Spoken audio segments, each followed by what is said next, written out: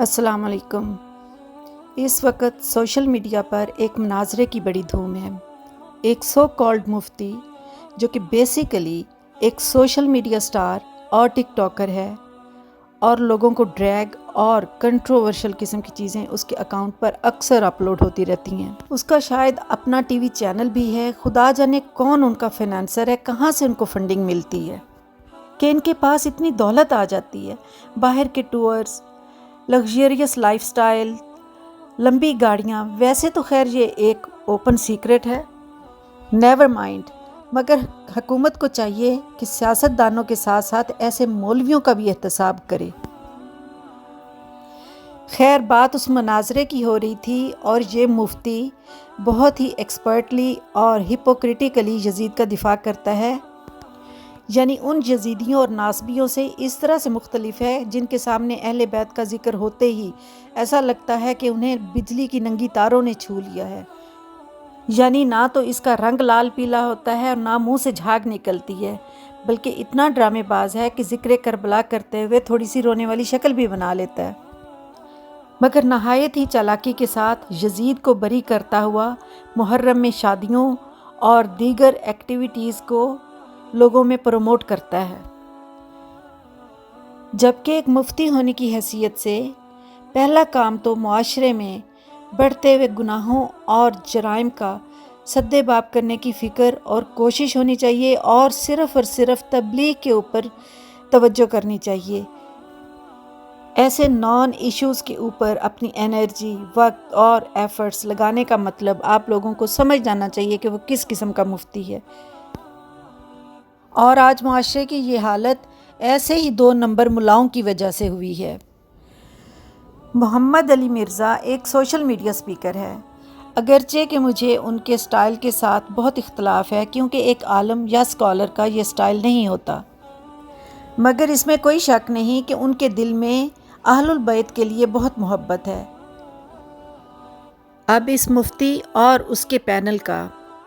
بنیادی طور پر محمد علی مرزا کے ساتھ اختلاف یہ ہے کہ وہ اہل بیت کی محبت کو پروموٹ کرتا ہے،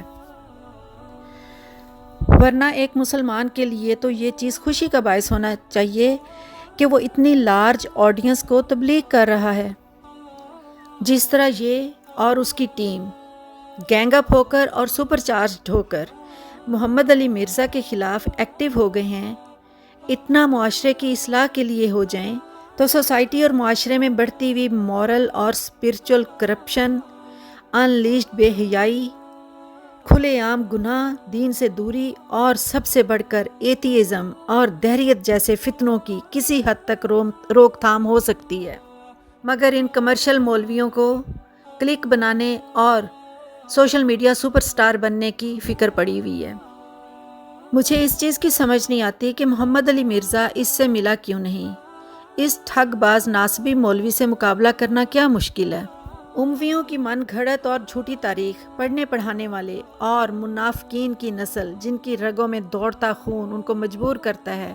کہ وہ اہل البیت سے بغض رکھیں اور اپنے ماموں، ماموزاد اور ننھیال کو بچائیں،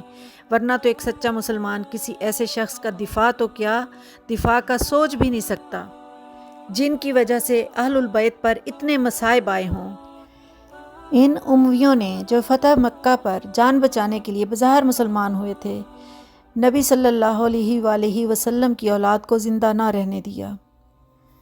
آدھی دنیا پر پھیلی مسلمان حکومت پر غاصبانہ قبضے کے لیے کیا کیا مکر و فریب کیا گیا۔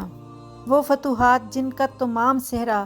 حضرت عمر رضی اللہ تعالی عنہ کو جاتا ہے، اسے ہرقلیت اور کیسر و کسریٰ کی بادشاہت میں بدل دیا گیا۔ ایک دفعہ امیر المومنین حضرت عمر رضی اللہ تعالی عنہ سے روم کا ایک سفیر ملنے کے لیے آیا تو وہ اس وقت اونٹ چرا رہے تھے اور ایک اینٹ کو سرہانے کے طور پر سر کے نیچے رکھ کر لیٹے ہوئے تھے۔ ایک اور موقع پر ایک بدو نے خطبے کے درمیان اٹھ کر کہا، اے عمر، تمہارا خطبہ بعد میں سنیں گے، پہلے یہ بتاؤ کہ بیت المال سے تمہارے حصے میں ایک چادر آئی، اس ایک چادر سے تمہارے جیسے لمبے اونچے آدمی کا لباس کیسے بن گیا؟ تو عمر خطاب رضی اللہ تعالی عنہ نے فرمایا، دوسری چادر مجھے میرے بیٹے نے دی اور اس سے میرا لباس تیار ہوا۔ انتہائی سیاسی گھاگ ہونے کی وجہ سے بغیر کسی جنگ، جہاد اور ہجرت جیسی قربانی کے وسیع ترین حکومت پر غاصبانہ قبضہ، حضرت علی علیہ السلام کے خلاف جنگیں، یزید کی جانشینی کے لیے حضرت حسن علیہ السلام کو شہید کروانا اور اسی یزید کا حضرت حسین رضی اللہ تعالیٰ عنہ سے بیعت لینے کی خواہش جنون میں بدل جانا، اور اس کے علاوہ تاریخ کے ایسے ہولناک پہلو ہیں کہ ان کا ذکر پھر بعد میں کریں گے۔ عجیب بات ہے، امام علی علیہ السلام سے لے کر آخری امام حسن عسکری علیہ السلام تک سب شہید ہوئے، مگر امویوں میں سے کسی کو نہ تو کسی نے زہر دیا نہ قتل کیا، اور اسی میں ہی سارا راز چھپا ہوا ہے۔ آج کل دو ایکٹیوسٹ یزید کے دفاع کے لیے بڑے جتن کر رہے ہیں، ایک استاد اور دوسرا شاگرد ہے، نور پوری اور امن پوری، اور وہ شکل سے بالکل بندر لگتے ہیں۔ اہل البیت سے بغض رکھنے والوں کی شکل پر میں نے دیکھا ہے اللہ بندر جیسی شباہت پیدا کر دیتے ہیں۔ محمد علی مرزا، جس نے بیسیکلی شیخ الاسلام حضرت مولانا اسحاق مرحوم سے انسپریشن لی ہے،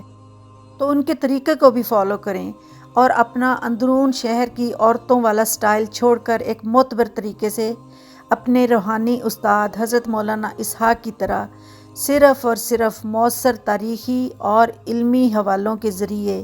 سچ اور جھوٹ کو واضح کرنے پر اپنی توجہ رکھے، تاکہ یہ انڈین ایجنٹس جو لوگوں کی ذہن سازی کے لیے دین فروشی کا دھندا کر رہے ہیں یہ ناکام ہو جائیں۔ اسلام کو ہمیشہ ہی 3 گروہوں سے خطرہ رہا ہے، یہود، نصارہ اور منافقین۔ یہ فتنے تو پیدا ہوتے ہی رہتے ہیں۔ نبی صلی اللہ علیہ وآلہ وسلم کی وفات کے فوراً بعد حضرت ابوبکر صدیق رضی اللہ تعالیٰ عنہ کو 3 بڑے فتنوں کا سامنا کرنا پڑ گیا۔ قادیانیت کا فتنہ بھی تو مسلمانوں ہی میں پیدا ہوا، وہ ایسٹ انڈیا کمپنی کے ایجنٹس تھے اور یہ ناصبی انڈیا کے ایجنٹس ہیں، مگر یہ مٹھی بھر ایک حقیر سا ٹولہ اہل البیت کی شان کو کیا گھٹائے گا۔ کربلا سے لے کر ظہور مہدی تک ان کا مرتبہ اور ان کا مقام دنیا میں اعلیٰ ترین ہے۔ نبی صلی اللہ علیہ وآلہ وسلم نے فرمایا، وسیلہ جنت کا بلند ترین مقام ہے اور وہ کائنات میں صرف ایک ہی شخص کو عطا کیا جائے گا، اور مجھے یقین ہے وہ میں ہی ہوں گا۔ اور پھر ایک دفعہ حضرت فاطمہ رضی اللہ تعالیٰ عنہ سے فرمایا، فاطمہ کیا یہ تمہارے لیے خوشی کی بات نہیں کہ تم، تمہارا شوہر اور حسن اور حسین جنت میں اس مقام پر ہوں گے جہاں میں ہوں گا۔ زمین پر آج تک وہ راہیں بھی محفوظ ہیں جہاں سے اہل البیت کا قافلہ گزرا تھا۔ دمشق میں آپ کو وہ مقام بھی ملے گا جہاں شہداء کے سر رکھے گئے، وہ ریڑھا بھی جامع مسجد میں دکھائی دے گا جس پر خواتین نے سفر کیا۔ جبکہ اموی پایا تخت کی اگر کوئی چیز نظر آتی ہے تو وہ محلات کے کھنڈرات ہیں، تخت اور دربار نشان عبرت ہیں۔ اموی اور مروانی خاندان کی قبریں تک لوگوں نے اکھیڑ پھینکی۔ کہتے ہیں یزید کی قبر عبرت کے لیے باقی رکھی گئی ہے، ویرانے میں ہے، لوگ جاتے ہیں اور قبر پر تھوک کر اپنی نفرت کا اظہار کرتے ہیں۔ ان ناصبیوں کے دلوں میں بغض علی اور بغض اہل البیت ہے، جسے حب معاویہ یا حب صحابہ کے پردے میں یہ تسکین دیتے ہیں۔ جبکہ اہل البیت کی عظمت کا عالم یہ ہے کہ ہم ہر نماز میں نبی صلی اللہ علیہ وآلہ وسلم اور ان کی آل پر رحمتیں اور برکتیں بھیجتے ہیں۔ حضرت عبداللہ ابن عباس رضی اللہ تعالیٰ عنہ سے روایت ہے، نبی کریم صلی اللہ علیہ وآلہ وسلم نے فرمایا، تم اللہ سے اس کی نعمتوں کی وجہ سے محبت کیا کرو جو اس نے تم پر کی ہیں، مجھ سے محبت رکھو اللہ کی محبت کی وجہ سے، اور میرے اہل بیت سے محبت رکھو میری محبت کی وجہ سے۔ اہل البیت سے محبت کرنا ہمارے ایمان کا حصہ ہے اور ہم پر فرض ہے، اور اس پر ہمیں اجر ملتا ہے۔ وآخر دعوانا ان الحمد للہ رب العالمین۔